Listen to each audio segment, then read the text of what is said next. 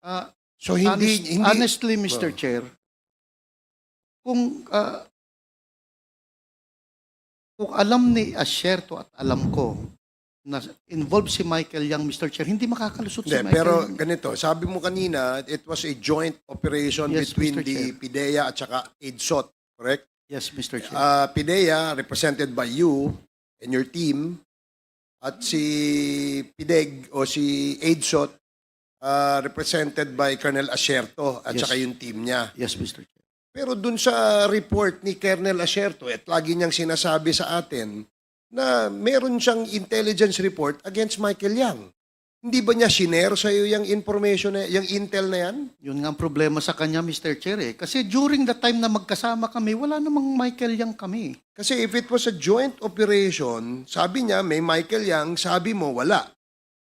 Kaya napakahirap timbangin kung ano ba yung rito issue. But we will get to that more comprehensively in the next probably quad hearing, no? Mr. Chair, gusto ko lang pong sabihin kay Mr. Wilk, the last hearing that we had, nung sinasabi niya yung tungkol sa buhay mo, Mr. Wilkin, ako nagsalita, no? Di ba? Nasigawan pa nga kita sapagkat hindi mo naman sinasabi yung tungkol sa buhay mo eh. Pinagtatanggol mo si Michael Yang. Oh, kita mo, tinan mo ugali mo. May ugali ka pang hindi maganda rito. Hindi mo kinakailangang magkaroon ng ganyang ugali. Sinasabi ko lang sa iyo ang totoo. At the time that you were actually telling us who you are and your family, you mentioned Michael Yang and you even protected him. Yun ang nakalagay. If you want, we could be able to get the record para makita dyan, malaman natin. Mr.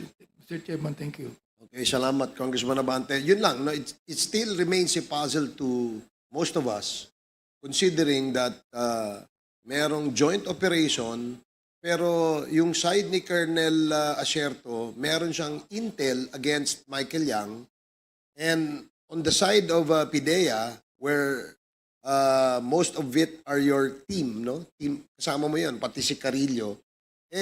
Kayo nagsisurveillance kay Mr. Alan C.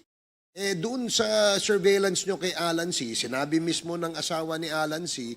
na madalas silang pumupunta sa DCLA, kausap si Michael Yang. Pero sa inyong report, wala yun. Sige, please respond to that and then we will ask the next interpellator. Sige, yes, General Ito na nga Wilkins. kasi, Mr. Chair. Kasama ng team ko yung AIDSOT.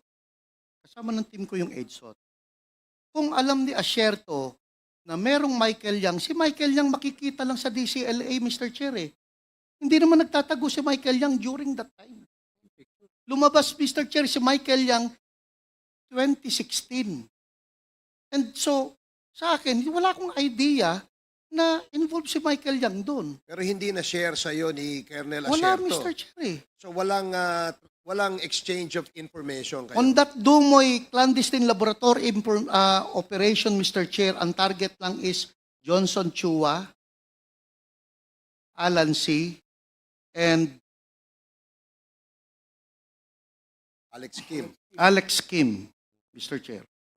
Kung merong Michael Yang, Mr. Chair, na i-share dapat si Asierto, ang daling kunin sa ang daling puntahan sa DCLA. Hindi, kasi like example, no, ito si Alan C., Chinese citizen ito. Dumayo ng Pilipinas, napunta ng Davao. Ang kausap, mga Chinese. So definitely, if Alan C.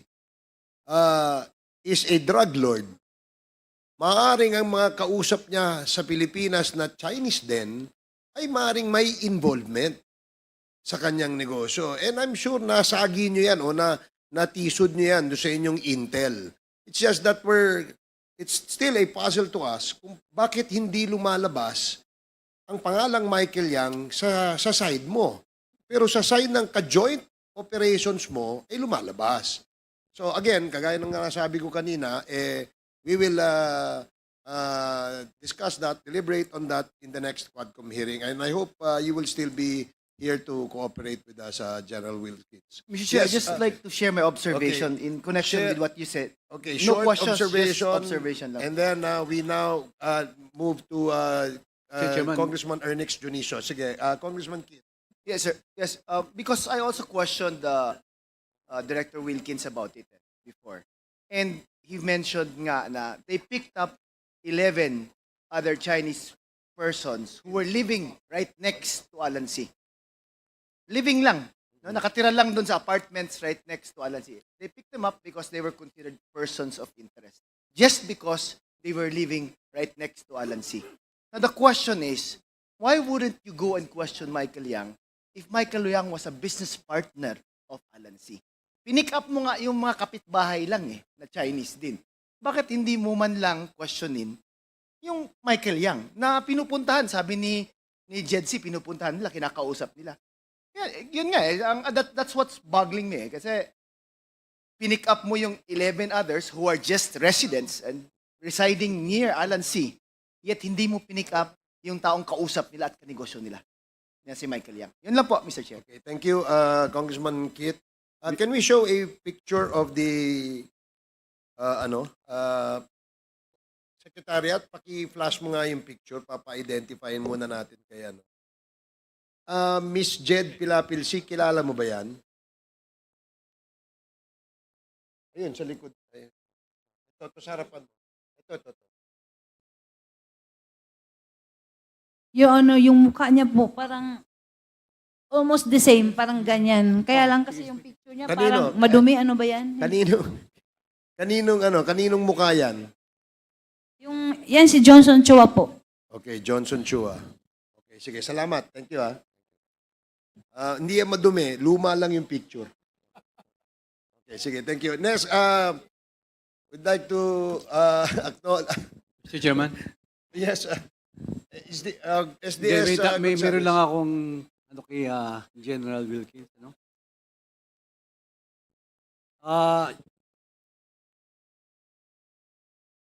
General Wilkins, nung dinetain niyo po si Jed, meron po kayong warrant of arrest? Wala po, Mr. Chair. Ano po ang basihan niyo? Bakit niyo ikinulong? Hindi naman kinulong, Mr. Chair. She was invited for interview.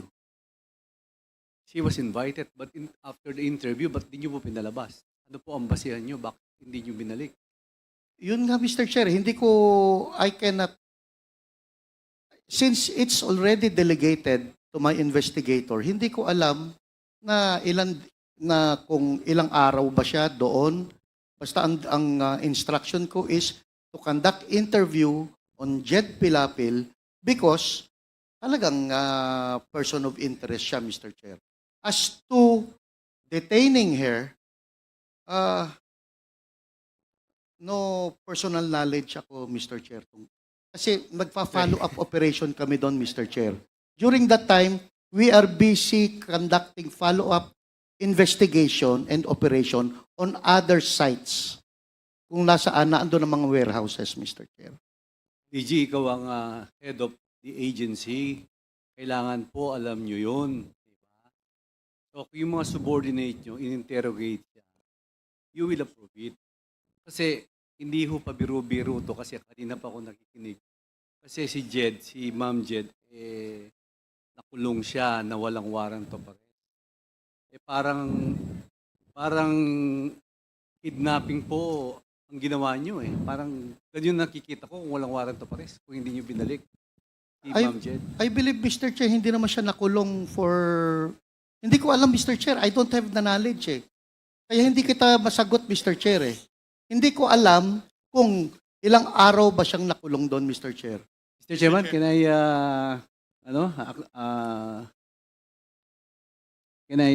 Yes, Congressman Acop, Congressman with the Acop? indulgence of SDS Gonzales. General Wilkins, si Madam Jed Pilapit ay dalawang beses na pinuha ng PDEA. If I remember it right. One, when you went to the apartment, pinuha siya. And in January 4, 2005, pinuntahan ulit siya at kinuha ninyo siya. And after that, hindi na siya nakalabas. Yun ang katotohanan.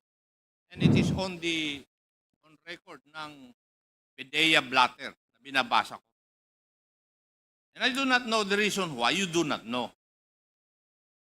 Parehas tayo nanggaling sa police, di ba? You are more ranking than Colonel Asierto. Tama. Pareho lang kami nun, Mr. Chair. O, pero yung issue ay drugs. Tama. Yes, Mr. Chair. And pursuant to the law, lahat ng operation ng police tungkol sa illegal drugs, it should be coordinated with PDEA. Pursuant to the law. Tama? Yes, Mr. Chair. So in other words, sa joint operation na binabanggit mo, ikaw ang overall ground commander. Yes, Mr. Chair. And you are the one responsible for what your men will do and will not do. Tama? Yes, Mr. Under Chair. the principle of command responsibility. O bakit Yes. dinideny mo ngayon na hindi mo alam? You should accept responsibility for all the things that your people did outside the bounds of law. Di ba? Turo sa atin yan eh. And now, here, naririnig ko yung sagot mo kay SDS. You do not know anything about it. Inihuhulog mo na yung mga tao mo. And that is not supposed to be the case for a commander. Di ba? Kaya sagutin mo si Juan, si SDS ng tama. You are the overall commander of the joint operation. Kung ano man ang mali doon, sagot mo dapat. Kasi ikaw ang commander eh. Yes, Mr. Chair. Yes, answer the questions of the SDS properly. Kasi nagtataka ako. Parehas tayo ng pinanggalingan. Pero hindi ganyan yung pagkaturo sa akin. Thank you, Mr. Chair. Man, Thank you, Congressman Akop. With the indulgence again of Congressman Okay, I will give the Gonzales. floor to Chairman Okay, Caraps. Congressman Paduano, you are recognized. Chairman, anyway, naunahan lang ako ni Chairman Akop. Kasi, General Wilkins, eto, last warning ko sa iyo sa nangyari, you're lying. O, gusto mo i-cite ko na? Paano pa yung mukha mo eh? You're not respecting this committee. And I warn you, this will be the last. Kanina nang tinatanong kita, akala mo hindi kita babalikan? Now you admit that it's all about your command responsibility. Well, in fact, magtuturuan na, Asierto, dinideny mo. Of course, your words against the words of Asierto. Now, eto si Jed. Did you really interrogate personally, Jed Pilapil? Yun nga, Mr. Chair, hindi ko kasi maalala na nakinausap ko siya. Basta ang alam ko, nasa opisina siya, Mr. Chair. Ayun And yung I problema. don't lie, Mr. Chair. You're not lying, you lie. Just a few minutes ago.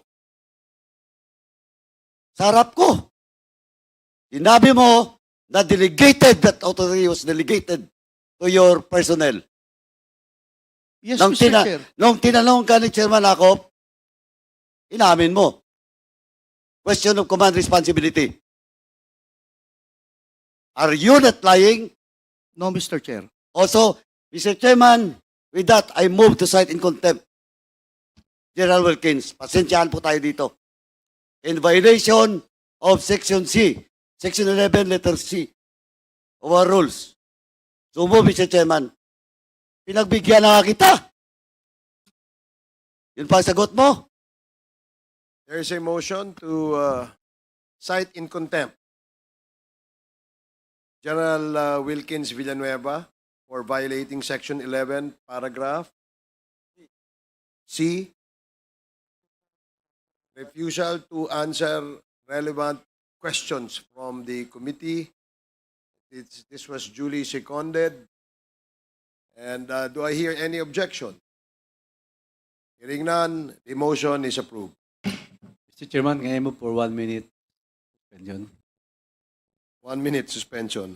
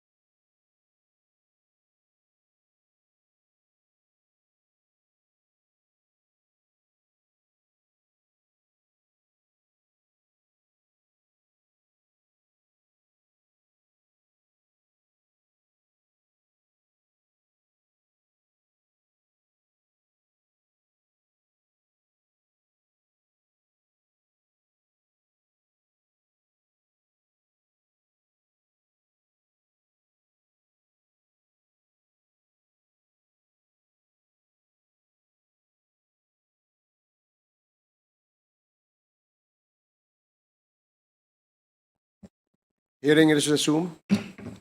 The parliamentary status is that the chair just ruled on a motion to cite in contempt General Wilkins Villanueva. And this was duly seconded, and there was no objections recorded. and the motion was carried. But in a huddle between my co-chairs, we were discussing as to where we will detain General Wilkins Villanueva to serve the contempt order by this committee. But before that, our senior deputy speaker has signified his intention to make a manifestation. So at this point, I'd like to recognize Senior Deputy Speaker Gonzales for his manifestation. Thank you, Mr. Chairman, because the question emanates from my part, because I'm asking DG Wilkins about the warrant of arrest, and he did not answer. And I give floor to Congressman Acop, and then followed by Congressman Duano. Well, that's why I asked for a 1-minute suspension, if they will serve the contempt now, or maybe because in the spirit of Christmas, it's holiday, you're here. Can I give the floor to General Acop, Congressman Acop? Congressman Ako, what is the pleasure of Congressman Ako? May I make some minor amendment to the motion? Please continue. Since we have ruled that General Wilkins Villanueva to be cited in contempt, may I move that the serving of the penalty of contempt will be served when we come back after the holiday seasons in January. So move, Mr. Chair. There is a motion as stated. Are there any second? Chairman, Mr. Chairman, before we rule, because it is seconded, may we Okay. ask some members? Nobody seconded. Is there a second? So the motion of Congressman Akop is to implement the contempt order of General Villanueva after the holidays. Is this the amendment to the motion? No, I would like to second the motion. You know, I believe in the spirit of Christmas, and I'm not even a Christian. So, in the spirit of your forgiveness, the season of forgiveness, I would go with the motion of Okay. General Ako. Thank And you, I second the Congressman motion. Adjong. There was a second. Any objection? Hearing none, the hearing no objections, the motion is carried. The serving of the detention of General Wilkins Villanueva as a result of the contempt order by this committee will be implemented when we resume the Quadcom hearing in January of 2025. So now to continue, Mr. Chairman, just for clarification, I will not object to the amendments to the motion by this representation. But when you say resumption of the Quadcom, the hearing, or the resumption of session? the Or the House. resumption of the next scheduled Quadcom hearing, which we will determine before the opening of or the resumption of our session in January on January 12th.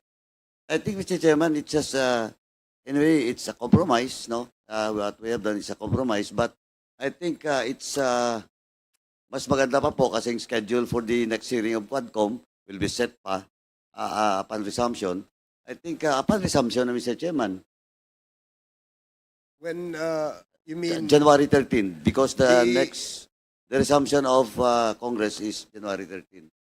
Congress will go on break on December 19, and we will resume on January 13, 13 po.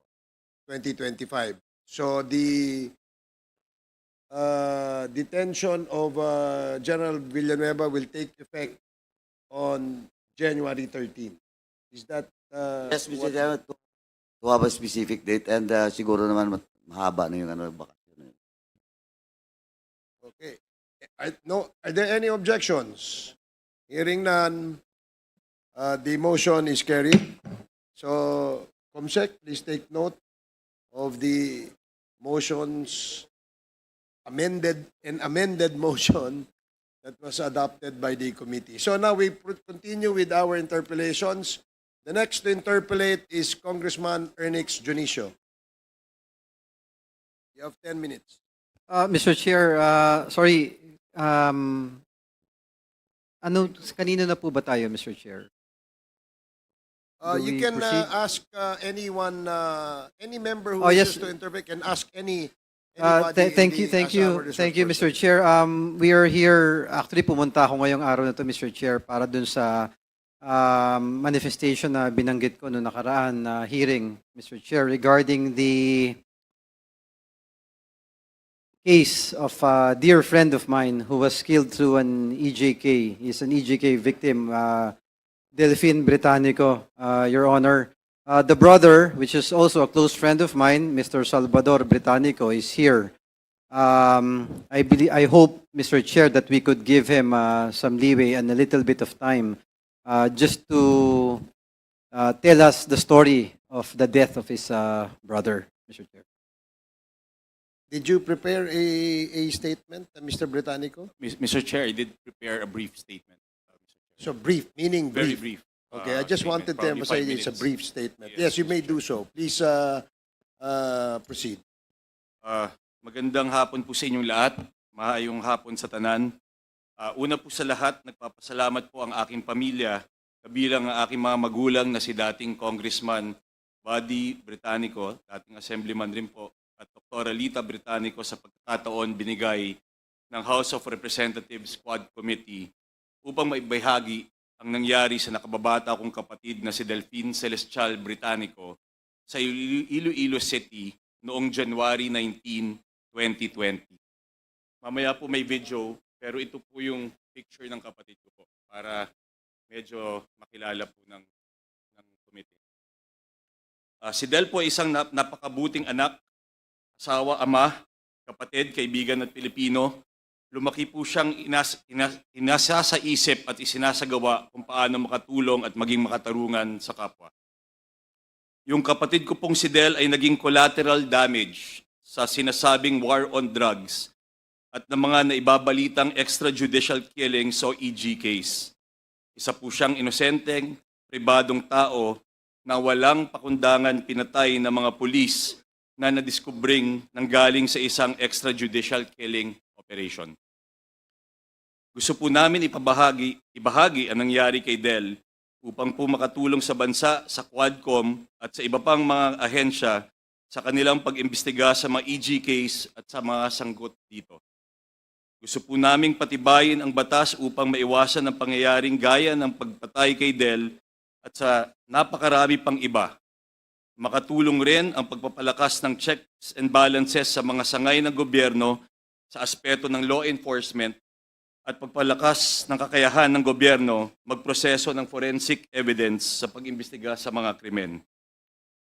Narinig po namin sa isang nakaraan hearing ang pahayag na arong is arong. Sana po ito ay hindi lang salita at ang gumawa ng mali ay tunay na managot.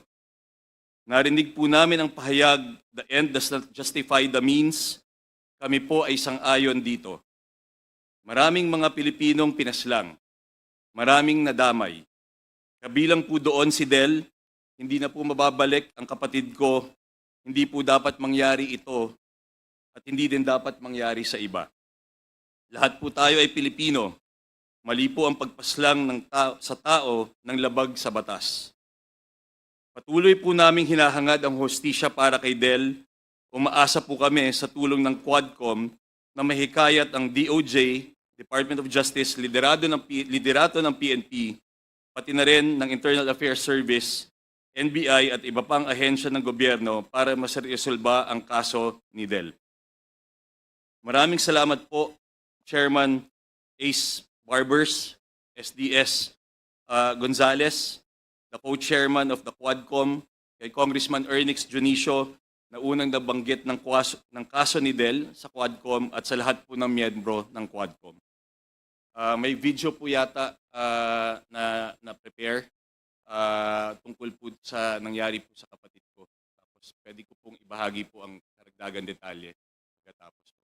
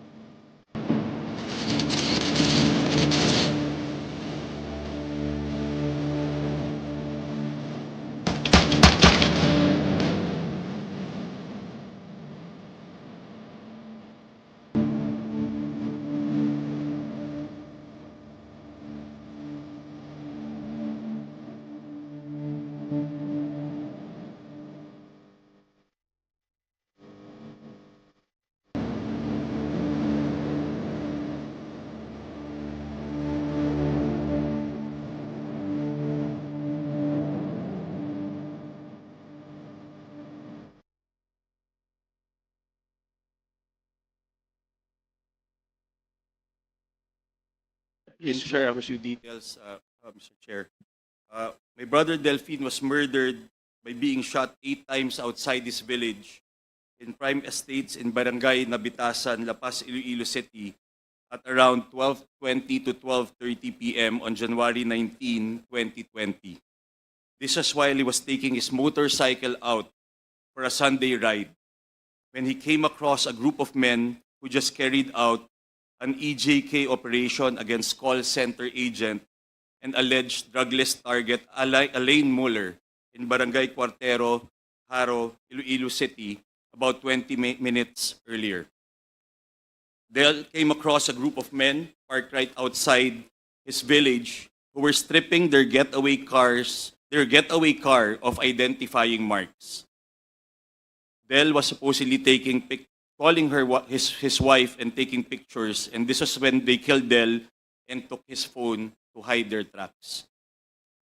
One of the suspects, the person identified to have rented the gray Mitsubishi Adventure used in both killings, Police Corporal Joseph Andrew Joven, eventually surrendered to the NBI Webro West Visayas Regional Office on June 5, 2020, after charges had been filed by the NBI Death Investigation Division against Joven, a Police Corporal Jerry Villanueva, and 2 other John Does on May 29, 2020. Subsequently, Police Corporal Joven admitted on video on 2 separate occasions and on other instances that he was the driver of the vehicle in both murders and that his group took orders from their then commanding officer, Iloilo City Police Office Director Colonel Martin Defensor, for the extrajudicial killing of Elaine Muller and other targets. Joven had earlier shared the same narration of events to the NBI DID. Joven identified fellow police officers Ricardo Morante, Vernilio Escorial as the gunmen in the murder of Elaine Muller and of my brother Delphine Britannico. According to Joven, also in the vehicle were City Drug Enforcement Unit police officers Michael Dimihilio de Felipe and Freddy Liboon. Joven narrated that the alleged drug subject, Elaine Muller, who was a surrenderee, was a level 1 target and had the 50,000 reward for his killing. Joven further confessed that since his transfer to the Special Ops Team in September 2019, he had participated in 3 other EGKs with other police officers, including Police Sergeant Melbert Orculio Nino, Police Sergeant Rodel Paulan, Police Sergeant Denay Sia. Joven confessed that these killings had been first under the command of a Lieutenant Colonel Godfrey Buslotan, then directly under the orders of the ICPO Chief of Police, Colonel Martin Defensor Jr. Those 3 other extra EGKs were of Roy Goco in Barangay Rizal, Lapus, Iloilo City, killed on September 18, 2019, by Nino, who was driven by Paulan, with Escorial and Joven as backup. The second one, Felix Argenal Jr., was killed in Barangay Takas, Haro, Iloilo City, killed on October 18, 2019, by Escorial, who was driven by Joven, with Morante and Paulan as backup. And the last, before my brother was killed, the last EGK was on Kagawad Virgilio Coronado Solidad in Poblacion Leganes, Iloilo, killed on December 26, 2019 by Escorial with Joven, Morante, and Paulan accompanying them. On this last killing, Joven confessed that his group received on 100,000 from Colonel Martin Defensor Jr.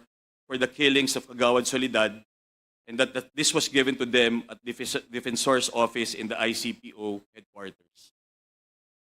Joven claimed that then Colonel Defensor gave him sums of money ranging from 5,000 to 50,000 and advised him to hide after the killing of Del. Also, Joven shared information that Colonel Defensor protected, gave financial and other assistance to the other principals after the commission of the crime and covered up the crime committed as evidenced by the fact that he did not initiate the filing of any case arising from Delphine's killing. Further, Joven said that the Iloilo City Police Office has a CCTV system that recorded the entry of the adventure with the respondents Morante, Escorial, Joven, De Felipe, and Liboon on board and entering and leaving the ICPO premises after the killing of Del on the day after the killing of Del. Joven narrated that Police Colonel Defensor ordered that the ICPO's CCTV footage of that day be erased in order to destroy the evidence. Yun lang po ang summary, Mr. Chair. Okay, sige, maraming salamat and we condolence sa inyong pamilya. Congressman Ernix Dionisio, you have the floor. You have 10 minutes. Thank you, Mr. Chair. Actually, I'd like to ask lang sana ng mabilisan before I give my short manifestation. Do we have any representatives from Department of Justice? Yes, Good we do. afternoon, good afternoon, Mr. Chair and Your Honors. I am Prosecutor Wesley Yang, Your Honor. Hi, Attorney. Tama po ba? Yes. Attorney, Mr. sa pagkaalam niyo po, ano po ba ang status ng case ng pagkamatay ng ating biktima na si Del Britannico? Yes, Mr. Chair. Ang nangyari kasi walang warrantless arrest na nangyari noon. So, the case went through the regular proceeding of preliminary investigation. The complaint was filed, and after the preliminary investigation, the Department of Justice found probable cause to press charges against 2 police officers, Police Officer Joven and Police Officer Villanueva. Unfortunately, when the warrant of arrest was issued by the Regional Trial Court of Iloilo, Branch 31, ay hindi sila mahanap. So, on our part, we will coordinate with because this case was filed way back October 2021, and this case was delegated to the OCP Iloilo. So we will coordinate, the DOJ will coordinate with OCP Iloilo for the issuance of alias warrant to exert efforts again to locate the whereabouts of these criminals, Mr. Chair. Thank you. NBI, do we have any information? NBI, are you part of any investigation related to the killing of the victim, Del Britannico? Yes, Mr. Chairman, as narrated by Mr. Britannico, our Death Investigation Division handled the investigation of the case.